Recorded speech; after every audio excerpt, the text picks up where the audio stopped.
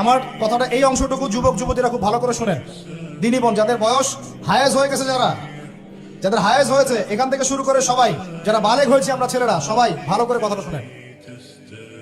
বাংলাদেশে পিছন থেকে একটা নতুন সমস্যা রাইজ করতেছে।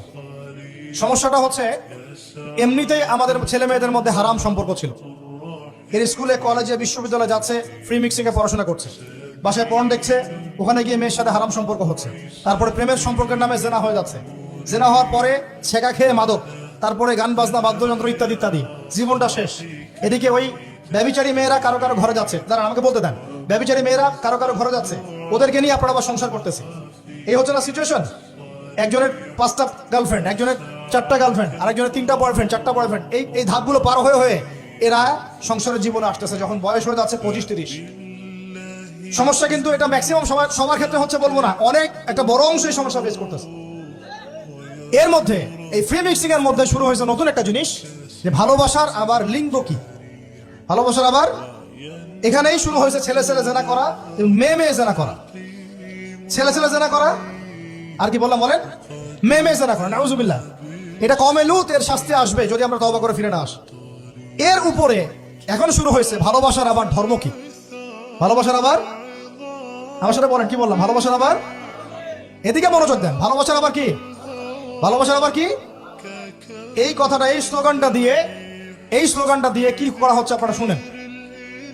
অমুসলিম ছেলে মুসলিম মেয়ের সাথে প্রেম করতেছে, অমুসলিম ছেলে মুসলিম মেয়ের সাথে প্রেম করতেছে, বলতেছে ভালোবাসার আবার ধর্ম কি, তুমি আমি একে অপরকে মহব্বত করি, ভালোবাসি, এর মধ্যে ধর্ম আসবে কেন? বলছে তুমি আমার ধর্মে দীক্ষিত হয়ে যাও, অথবা আমি তোমার ধর্ম কবুল করে মুসলমান হয়ে যাব। এই মিথ্যা কথাগুলো প্রলোভন দিয়ে এখানে ওখানে পার্কে নিয়ে গিয়ে, চটপটে ফুচকা খাওয়ায়, কফি শপে নিয়ে গিয়ে, এভাবে আস্তে আস্তে আস্তে আস্তে মেয়েদেরকে লাইনে নিয়ে আসতেছে। আনার পরে শোনেন, কথা আগে শুনেন, বুঝেন। আপনি ঠিক বললেও ঠিক, এটা না বললেও ঠিক, চলতেছে এটাই সমাজে। এখন কথা হচ্ছে, আমরা যদি আমাদের বোনদের ইজ্জতকে বাঁচাইতে চাই, এই বিষয়টা সম্পর্কে সচেতন থাকতে হবে। মেয়েদেরকে ফুসলিয়ে ফাসলিয়ে এভাবে প্রেমের জালে ফেলে শেষমেশ বেড়ে নিয়ে গিয়ে ধর্ষণ বা গণধর্ষণ করে মেয়ের ওই ওভারির মধ্যে ওদের বীর্যপাত করে দিয়ে ওই ছেলেটার কোনো খবর পাওয়া যায় না, লাপাত্তা হয়ে যায়। কোনো কোনো ক্ষেত্রে টাকার বিনিময়ে মেয়েদেরকে পাচার করারও অভিযোগ পাওয়া গেছে।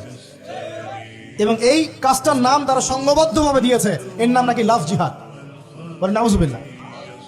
এবং বীর দর্পে ফেসবুকে পোস্ট দিচ্ছে, আজকে অমুক মেয়ের এটা করলাম, আজকে তমুক মেয়ের এটা করলাম। ভিতর থেকে একটা চক্র কাজ করতেছে, এবং এই চক্রের কেউই মুসলিম না, এই চক্রের কেউই কিন্তু মুসলিম না।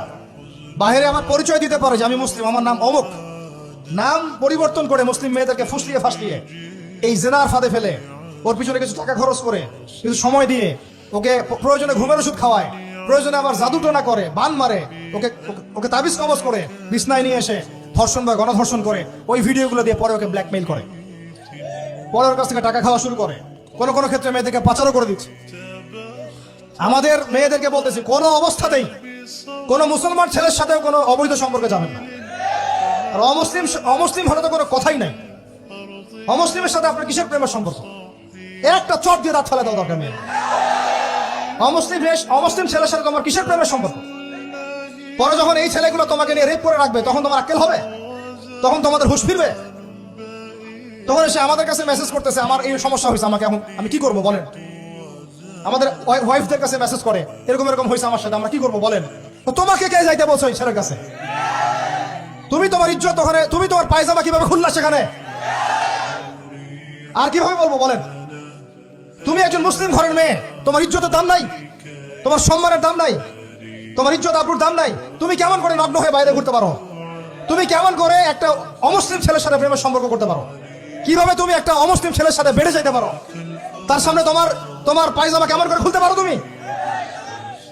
আমার ল্যাঙ্গুয়েজ আপনি রাগ করেন না, আমি খুবই ফেড আপ এদের উপরে।